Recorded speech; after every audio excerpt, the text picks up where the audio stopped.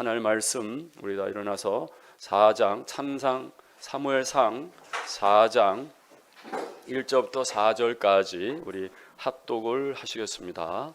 사무엘 4장 1절부터 4절까지입니다. 자, 우리 천천히 같이 한번 합독하시겠습니다. 시작. 이스라엘은 나가서 블레셋 사람들과 싸우려고 에벤에셀 곁에 진치고 블레셋 사람들은 아벡에 진쳤더니 블레셋 사람들이 이스라엘에 대하여 전열을 벌이니라.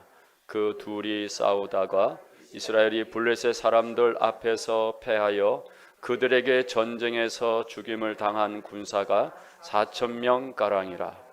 백성이 진영으로 돌아오매 이스라엘 장로들이 이르되 여호와께서 어찌하여 우리에게 오늘 블레셋 사람들 앞에 패하게 하셨는고 여호와의 언약궤를 실로에서 우리에게로 가져다가 우리 중에 있게 하여 그것으로 우리를 우리 원수들의 손에서 구원하자 하자 하니 이에 백성이 실로에 사람을 보내어 그룹 사이에 계신 만군의 여호와의 언약궤를 거기서 가져왔고 엘리의 두 아들 홈니와 비느하스는 하나님의 언약궤와 함께 거기에 있었더라. 아멘. 예, 앉으시기 바랍니다. 자, 우리 주보에 성경을 배우는 목적 우리 합독을 하시겠습니다. 시작.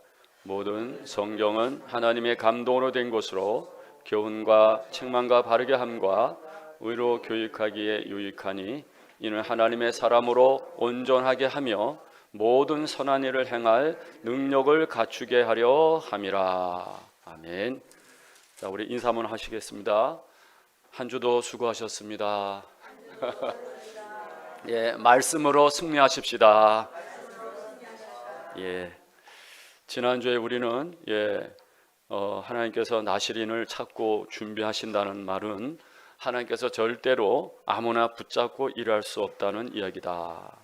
우리가 그걸 생각했고요. 그래서 하나님께 구하였더니 하나님이 내 기도를 들으시고 하나님이 들어주셨다. 그래서 사무엘 하는 말이 하나님이 들어주셨다 하는 말이라고 우리가 생각했습니다. 자, 우리 함께 읽은 말씀은 4장이지만 이제 3장으로 다시 가시면 3장으로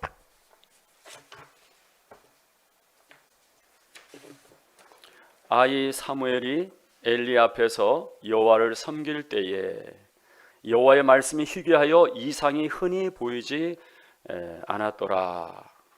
그러니까 지금 현재 이 사사기 말기요, 하나님과 관계가 단절된 그러한 하나님께서 침묵의 시기와 지금 있는 거죠.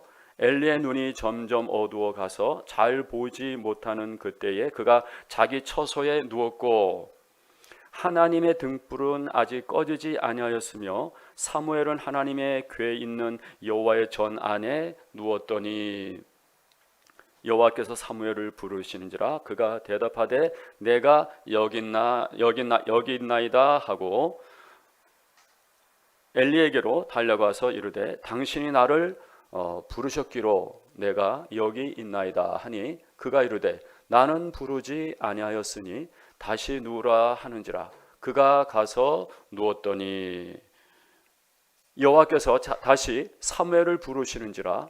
사무엘이 일어나 엘리에게로 가서 이르되 당신이 나를 부르셨기로 내가 여기 있나이다 하니 그가 대답하되 내 아들아 내가 부르지 아니하였으니 다시 누우라 하니라.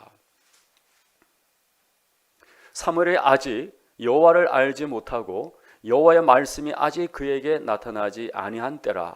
여호와께서 세 번째 사무엘을 부르시는지라. 그가 일어나 엘리에게로 가서 이르되 당신이 나를 부르셨기로 내가 여기 있나이다 하니 엘리가 여호와께서 이 아이를 부르신 줄을 깨닫고 엘리가 사무엘에게 이르되 가서 누웠다가 그가 너를 부르시거든 내가 말하기를 여호와여 말씀하옵소서 주의 종이 듣겠나이다 하라 하니 이에 사무엘이 가서 자기 처소에 누우니라.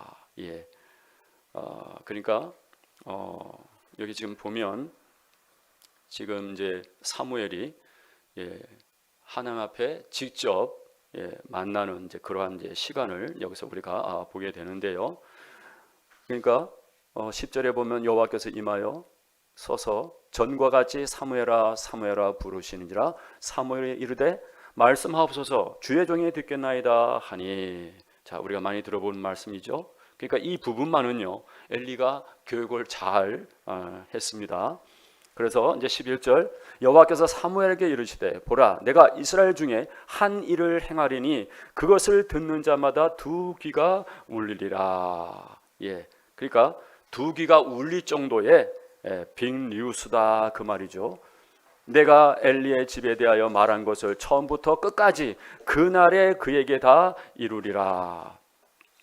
그러니까 우리가 앞장에 봤던 사무엘 2장 27절 이하에 보면 그 무명의 선지자의 그 심판 메시지, 그거를 지금 이 얘기를 하고 있는 거죠.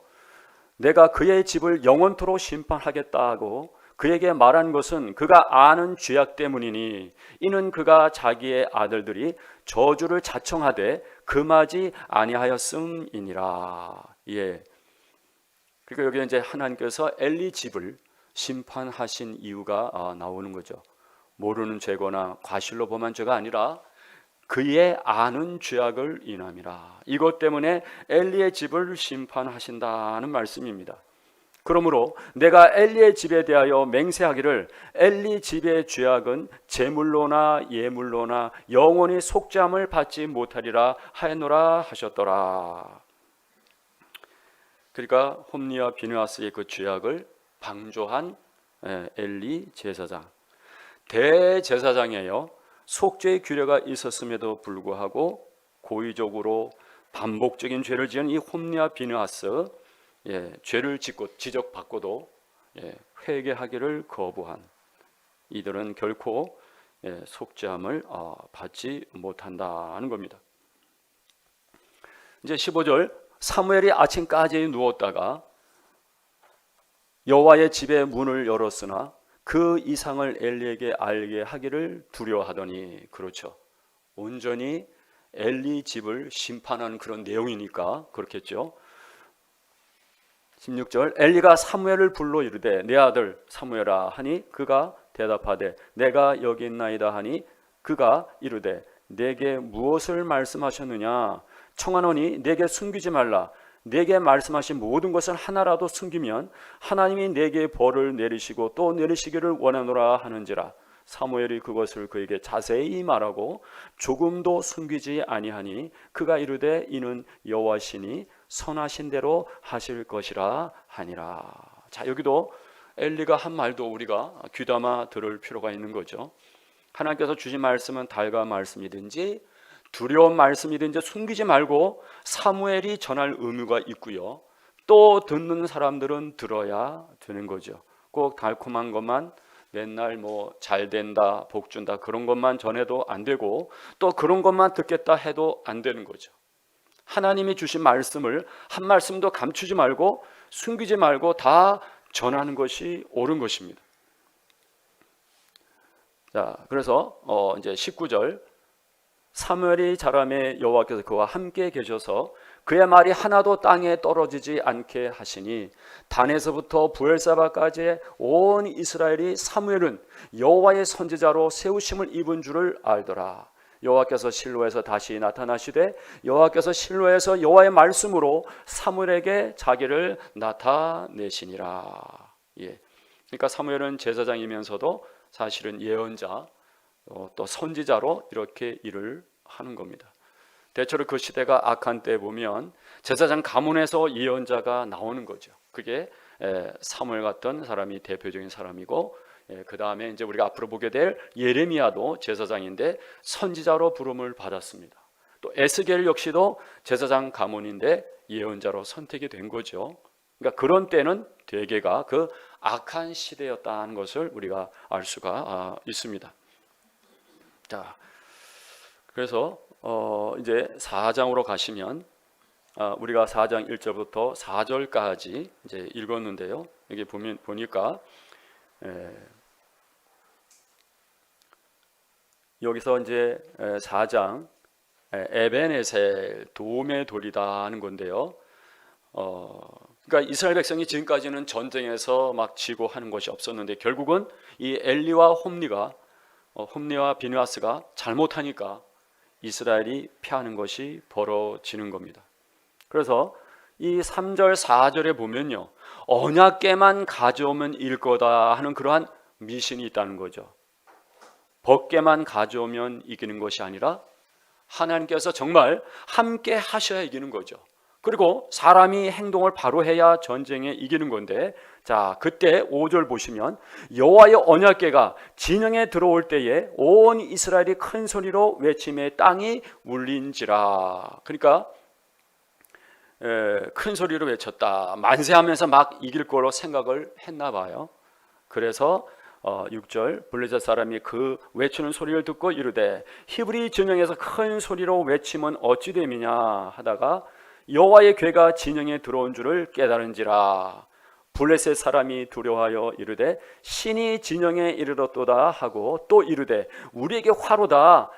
전날에는 이런 일이 없었도다. 우리에게 화로다. 누가 우리를 이 능하신 신들의 손에서 건지리요? 그들은 광야에서 여러 가지 재앙으로 애굽인을 친 신들이니라. 그러니까 블레셋 사람들도 이러한 하나님에 대한 소식을 들은 거죠. 그러니까 이스라엘 사람들은 그 하나님 잘 못 믿어도 여기에 블레셋 사람들은 그 하나님을 두려워하고, 그런데 알기를 똑바로 안 것이 아니고 여러 가지 재앙으로 애굽인들을 친 신들이다 하면서 소문을 엉터리로 들은 것입니다.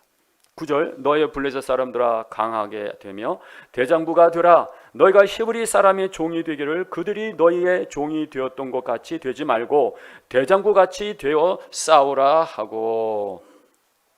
그러니까요, 여기 보면 블레셋 사람들이 쳤더니 이스라엘이 패하여 각기 장막으로 도망하였고 살육이 심히 커서 이스라엘 보병에 엎드린 자가 3만 명이었으며. 그러니까요, 괜히 고함 질러 가지고 이 블레셋 사람들로 목숨을 걸고 싸우게 해서 더 패했다는 겁니다. 조용했으면 그 사람들이 열정적으로 안 싸울 텐데 그 신이 들어왔다 그 소리를 들어가지고 블레셋 사람들에게 이스라엘 사람들이 진 거죠. 조용히 싸울 때는 4천 명이 죽었는데요, 법궤를 갖다 놓고 막 고함을 질렀더니 어떻게 됐어요? 3만 명이 죽었다는 거죠. 11절 하나님의 궤는 빼앗겼고 엘리의 두 아들 홈리와 비느하스는 죽임을 당하였더라. 끔찍한 일이 벌어진 겁니다. 이스라엘 역사에 국치일에 가까운 그러한 날이 되었던 거죠. 하나님의 궤 그러니까 이제 그 궤를, 언약궤를 잃어버렸으니까요. 참 이걸 보니까 또 우리가 생각이 나는 게 있죠. 우리가 일본에게 국권을 강탈당한 때가 언제죠? 1910년 8월 29일입니다. 이거는 우리가 알고 있어야 되겠죠. 일본에게 국권을 강탈당한 참 국치일이라고 우리가 생각이 됩니다. 그래서 여기 지금 이스라엘 백성들이 이날 이스라엘의 국치가 됐다는 거죠. 하나님의 궤를 빼앗겨가지고. 자, 그래서 12절을 보면 당일에 어떤 베냐민 사람이 진영에서 달려와 나와 자기의 옷을 찢고 자기의 머리에 티끌을 덮어쓰고 실로에 이르니라. 그가 이를 때는 엘리가 길 옆 자기의 의자에 앉아 기다리며 그의 마음이 하나님의 궤로 말미암아 떨릴 즈음이라. 그 사람이 성읍에 들어오며 알림에 온 성읍이 부르짖는지라. 그러니까 불안감에 휩싸이는 그러한 엘리의 모습, 여기서 우리가 읽게 되고 있습니다. 또 14절 엘리가 그 부르짖는 소리를 듣고 이르되 이 떠드는 소리는 어찌 됨이냐. 그 사람이 빨리 가서 엘리에게 말하니 그때 엘리의 나이가 98세라 그의 눈이 어두워서 보지 못하더라. 그러니까 98세 40년간 사사로 사역을 했다는 거죠. 16절 그 사람이 엘리에게 말하되 나는 진중에서 나온 자라 내가 오늘 진중에서 도망하여 왔나이다. 엘리가 이르되 내 아들아 일이 어떻게 되었느냐. 소식을 전한 자가 대답하여 이르되 이스라엘이 블레셋 사람들 앞에서 도망하였고 백성 중에는 큰 살육이 있었고 당신의 두 아들 홈니와 비느하스도 죽임을 당하였고 하나님의 괴는 빼앗겼나이다. 하나님의 괴를 말할 때 엘리가 자기 의자에서 뒤로 넘어져 문 곁에서 목이 부러져 죽었으니 나이가 많고 비대한 까닭이라 그가 이스라엘의 사사가 된 지 40년이었더라. 예. 그러니까 사사이면서 제사장이 되었던 것입니다. 이제 엘리의 가문에 이제 저주가 임하는 것을 이제 우리가 보게 됩니다. 19절 그의 며느리인 비느하스의 아내가 임신하여 해산 때가 가까웠더니 하나님의 괴를 빼앗긴 것과 그의 시아버지와 남편이 죽은 소식을 듣고 갑자기 아파서 몸을 굽으려 해산하고 죽어갈 때에 곁에 서 있던 여인들이 그에게 이르되 두려워하지 말라 내가 아들을 낳았다 하니 하되 그가 대답하지도 아니하며 관념하지도 아니하고 이르기를 영광이 이스라엘에서 떠났다 하고 아이 이름을 이가봇이라 하였으니 하나님의 괴가 빼앗겼고 그의 시아버지와 남편이 죽었기 때문이며 또 이르기를 하나님의 괴를 빼앗겼으므로 영광이 이스라엘에서 떠났다 하였더라. 이렇게 이제 하나님의 괴를 빼앗겨서 영광이 이스라엘에서 떠났다 하는 이러한 중요한 메시지를 남기고 이 비느하스의 아내는 죽게 되었습니다. 여러분 여기에 보면 엘리 가문이 어떠한 삶을 살았는지를 우리가 잘 알고 있죠. 그 이제 옛날 고대 중군동 전쟁은요, 물론 사람하고 싸우지만 언제나 신의 이름으로 싸우니까 신들의 전쟁으로 봅니다. 그 신들의 전쟁은 인간이 대신해서 싸운다고 보니까 그래서 그것을 그 전쟁에서 이기면 그쪽 신을 가져와 버리는 거죠. 그러면 진 나라의 신이 이긴 나라의 신에 복속된 걸로 그렇게 본다는 말입니다.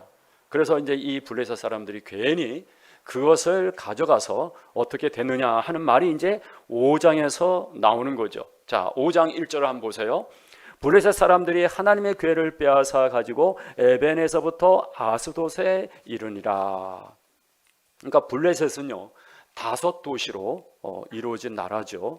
그 5도시 중에 아스돗 쪽에 갔는데, 자 2절 보시면 블레셋 사람들이 하나님의 괴를 가지고 다곤의 신전에 들어가서 다곤 곁에 두었더니, 그러니까 이 다곤 바알 신의 아버지니까 바알도 높은데요, 바알 신의 아버지니까 얼마나 높겠습니까? 그래서 자기들이 볼 때 이 다곤 신이 여호와의 신을 이겨가지고 여호와 신을 그저 포로로 잡았다 이렇게 생각을 했겠죠. 이렇게 한참 즐거워하는데, 자 3절 보시면 아스돗 사람들이 이튿날 일찍이 일어나 본즉 다곤이 여호와의 궤 앞에서 엎드러져서 그 얼굴이 땅에 닿았는지라 그들이 다곤을 일으켜 다시 그 자리에 세웠더니, 그러니까 지금 4절 보시면 그 이튿날 아침에 그들이 일찍이 일어나 본즉 다곤이 여호와의 궤 앞에서 또다시 엎드러져 얼굴이 이 땅에 닿았고 그 머리와 두 손목은 끊어져 문지방에 있고 다곤의 몸뚱이만 남았더라. 그러므로 다곤의 제사장들이나 다곤의 신전에 들어가는 자는 오늘까지 아스돗에 있는 다곤의 문지방을 밟지 아니하였더라. 그러니까 여기서 이제 우리가 이제 이러한 사항들을 좀 보시면요, 지금 이스라엘 법궤가 여기에 블레셋에게 빼앗겼던 그 당시에는 하나님께서 주무시는 것 같았어요. 그렇죠? 그는 살아 계셔서 역사하심을 지금 나타내 보여주고 있는 거죠.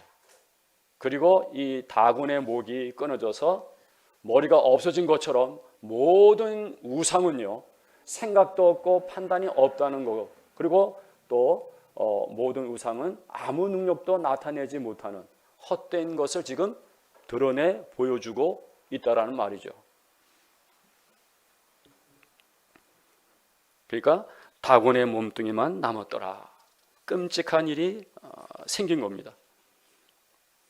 자, 6절을 보시면 여호와의 손이 아스돗 사람에게 엄중히 도하사 독한 종기의 재앙으로 아스돗과 그 지역을 쳐서 망하게 하니 아스돗 사람들이 이를 보고 이르되 이스라엘 신의 괴를 우리와 함께 있지 못하게 할지라 그의 손이 우리와 우리 신 다곤을 친다 하고 이에 사람을 보내어 블레셋 사람들의 모든 방백을 모으고 이르되 우리가 이스라엘의 신의 괴를 어찌하랴 하니 그들이 대답하되 이스라엘의 신의 괴를 가드로 옮겨가라 하므로 이스라엘 신의 괴를 옮겨갔더니 그것을 옮겨간 후에 여호와의 손이 심히 큰 환난을 그 성읍에 더하사 성읍 사람들의 작은 자와 큰 자를 다 쳐서 독한 종기가 나게 하신지라. 이에 그들이 하나님의 괴를 에그론으로 보내니라. 하나님의 괴가 에그론에 이르니 에그론 사람이 부르짖어 이르되 그들이 이스라엘 신의 괴를 우리에게로 가져다가 우리와 우리 백성을 죽이려 한다 하고 이에 사람을 보내어 블레셋 모든 방백을 모으고 이르되 이스라엘 신의 괴를 보내어 그 있던 곳으로 돌아가게 하고 우리와 우리 백성이 죽임 당함을 면하게 하자 하니 이는 온 성읍이 사망의 환난을 당함이라.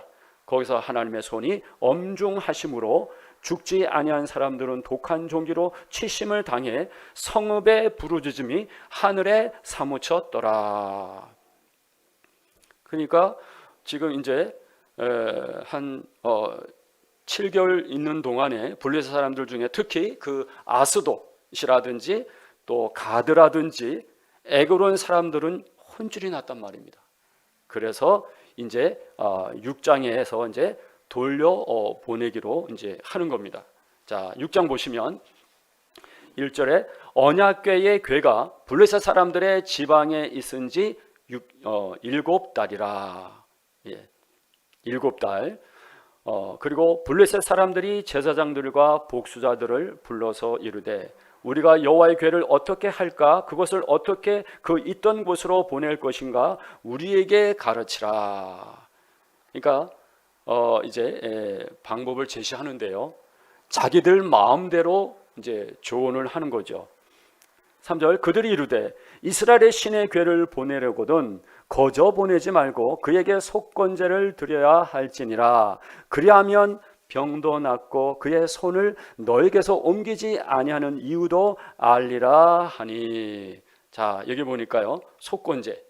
예, 우리가 공부해봤죠. 속건제, 손해배상을 한다는 거죠. 예, 그래야 돌아가야 할 것 같다. 그러니까 조금 뭐 어디서 이제 주워 들은 것 같아요.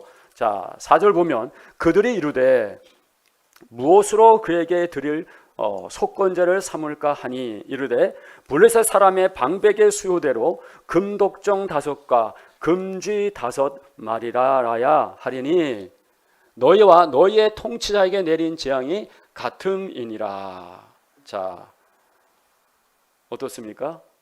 예, 제대로 알고 있는 게 아니죠.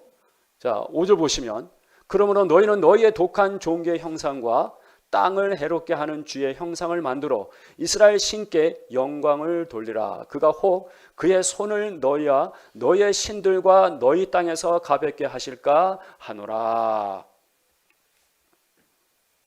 그러니까 이제 대책이 없이 그렇게 한 겁니다. 6절 애굽인과 바로가 그들의 마음을 완악하게 한 것 같이 어찌하여 너희가 너의 마음을 완악하게 하겠느냐. 그가 그들 중에서 재앙을 내린 후에 그들이 백성을 가게 함으로 백성이 떠나지 아니하였느냐. 자, 그러니까 여기 6절 이 말만 제대로 이제 조언이 된 거죠. 나머지는 전부가 다 엉터리인 겁니다. 그래서 이제 7절에 보면 그러므로 새 수레를 하나 만들고 멍에를 메어 보지 아니한 젖나는 소 2마리를 끌어다가 소의 수레를 메우고 그 송아지들은 떼어 집으로 돌려보내고. 그러니까 이제 새 수레를 하나 만들어서 그렇게 이제 하라는 거죠. 자, 그리고 나름대로 이제 머리를 쓴 겁니다. 8절 보면 여호와의 궤를 가져다가 수레에 싣고 속건제로 드릴 금으로 만든 물건들은 상자에 담아 궤 곁에 두고 그것을 보내어 가게 하고. 예. 그러니까 여기에 보면은 이제 그 멍에 메어 보지 않은 소, 이것은 이제 요즘 같으면 아마 잘 모를 수도 있는 건데요. 그러니까 멍에에 굳은 살이 생겨야 멍에를 매는 건데요. 거기에 굳은 살이 없으면 멍에를 매면 아픈 거죠. 그러니까 막 소가 막 날뛰고 그렇게 하는 거죠. 그러니까 제가 들어보면 소 길들이기가 얼마나 힘든지 모른다고 합니다. 그래서 어릴 때부터 멍에를 매야 한다. 그러한 말이 있는 거죠. 그러니까 만약에 이제 소가 막 날뛰고 새끼 때문에 소가 그냥 돌아오면 이 재앙이 이 벗개 때문에 난 것이 아니고 그냥 우연이 된 것이고, 만약에 이 멍에도 안 메어본 소가 새끼가 뒤에 있음에도 불구하고 곧장 고든 대로 간다면 이것은 틀림없이 이 벗개 때문이 아니겠는가. 꽤 많이 연구를 한 겁니다. 그렇게 했는데 그 소가요 정말 뒤에서 새끼가 울고 그리고 자기가 길 가야 하고 멍에도 메어보지 않는 그 소가 곱게 한 발자국도 옆에 안 두고 딱 벳세메스로 향해서 간다는 말이죠. 그걸 보면서 봐라, 이거는 분명히 우연히 임한 재앙이 아니고 그 법궤가 하나님 때문에 재앙에 임한 것이다. 그렇게 인식을 이제 하는 거죠. 자, 이제 9절부터 여러분 함께 9절부터 12절까지 우리가 함께 한번 읽어보시겠습니다. 시작. 보고 있다가 만일 궤가 그 본 지역길로 올라가서 벳세메스로 가면 이 큰 재앙은 그가 우리에게 내린 것이요 그렇지 아니하면 우리를 친 것이 그의 손이 아니요 우연히 당한 것인 줄을 알리라 하니라.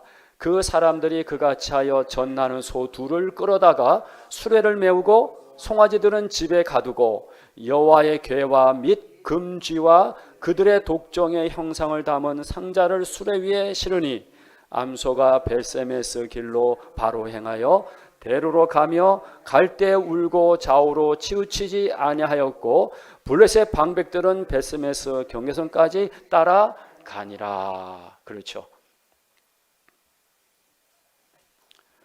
이제 이렇게 이제 인식을 했다는 말이죠. 자, 그리고 13절 벳세메스 사람들이 골짜기에서 밀을 베다가 눈을 들어 궤를 보고 그 본 것을 기뻐하더니 수레가 벳세메스 사람 여호수아의 밭 큰 돌 있는 곳에 이르러 선지라. 무리가 수레의 나무를 패고 그 암소들은 번제물로 여호와께 드리고. 그리고 레위는 여호와의 궤와 그 궤와 함께 있는 금 보물 담긴 상자를 내려다가 큰 돌 위에 두매 그날에 벳세메스 사람들이 여호와께 번제와 다른 제사를 드리니라. 그러니까 여기 이제 번제와 다른 제사, 그러니까 이스라엘 백성들이 드리는 그런 제사가 아닌 타 종교의 제사법을 으로 드렸다는 그러한 이야기가 되어지는 거죠. 그래서 16절 블레셋 5 방백이 이것을 보고 그날의 에그론으로 돌아갔더라.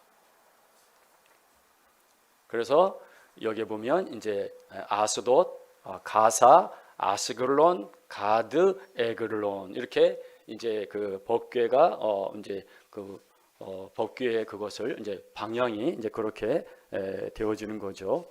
자, 그리고 이제 17절을 보시면 블레셋 사람이 여호와께 속건 제물로 드린 금독종은 이러하니 아스돗을 위하여 하나요, 가사를 위하여 하나요, 아스글론을 위하여 하나요, 가드를 위하여 하나요, 에그론을 위하여 하나이며.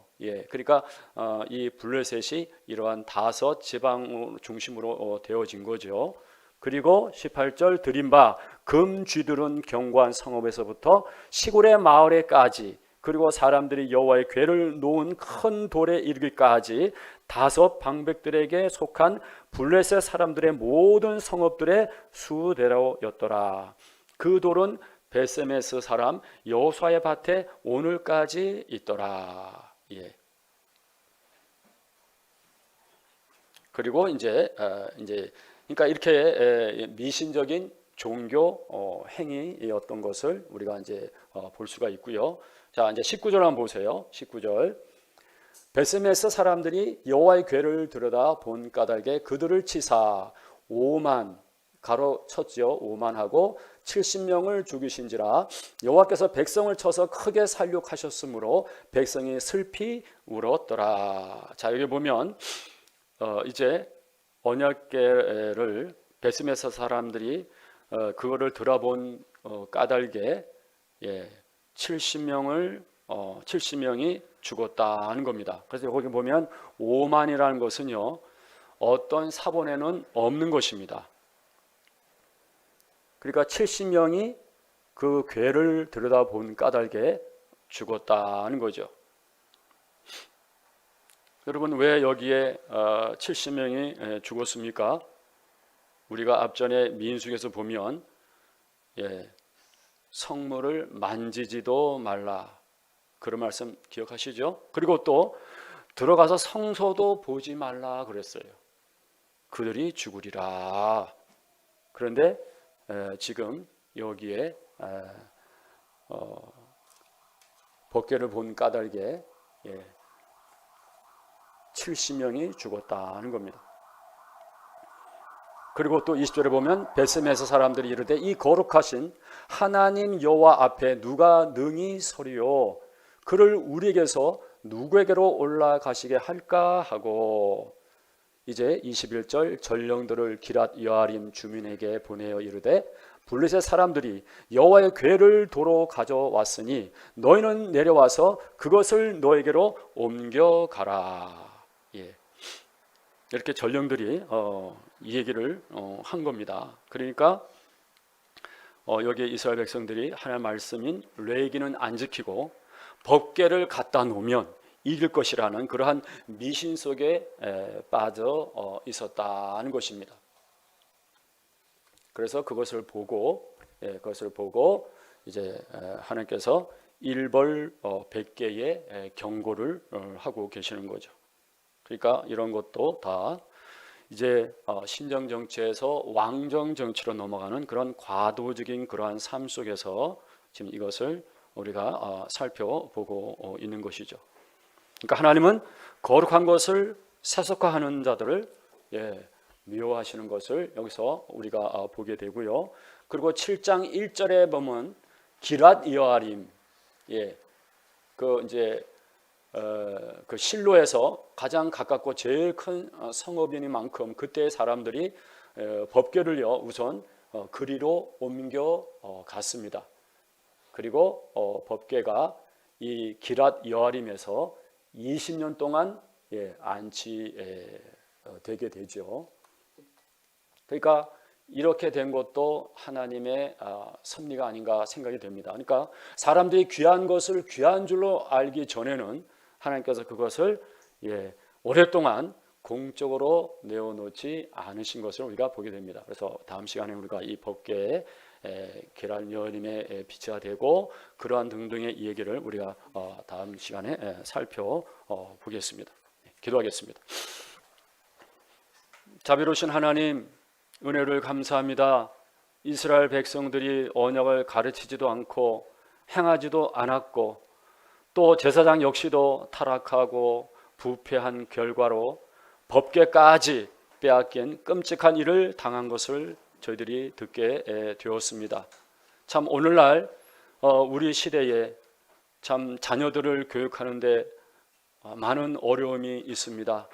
또 핸드폰으로 인하여 정서적으로 황폐되어지는 그러한 주의 백성들을 볼 때에 하나님 은혜를 베풀어 주셔서 자녀들이 참 경건하게 밝게 아름답게 건강하게 자라갈 수 있도록 인도해 주시기를 바랍니다. 오늘 이 귀한 진리의 말씀 값비싼 교훈을 가슴에 새기게 하시고 또 세속적인 것들을 단호히 제거하면서 말씀대로 주님만을 온전히 섬겨갈 수 있도록 인도하여 주시옵소서. 한 주간의 삶도 주님의 뜻을 이루어가는데 저희들을 붙들어 주시기를 바랍니다. 감사합니다. 예수님의 이름으로 기도하옵나이다. 아멘.